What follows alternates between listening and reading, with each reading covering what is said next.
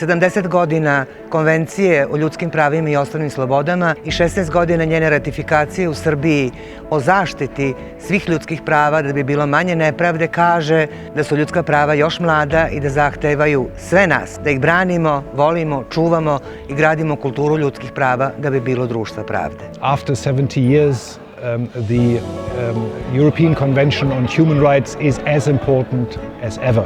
Welcome to the exhibition on the 70th anniversary of the European Convention on Human Rights here at the Kolarac Endowment at Studentski Trg in Belgrade. This is an exhibition open for everyone every day until the 18th of December, where we show how human rights and fundamental freedoms have developed in Europe over the last 7 decades.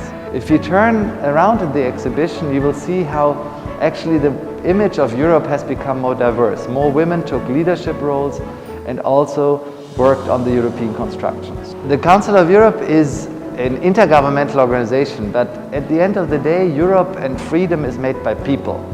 And this exhibition has 2 elements. It shows the people who worked on our fundamental rights and freedoms in Europe, but it also shows the institutional steps that have been done.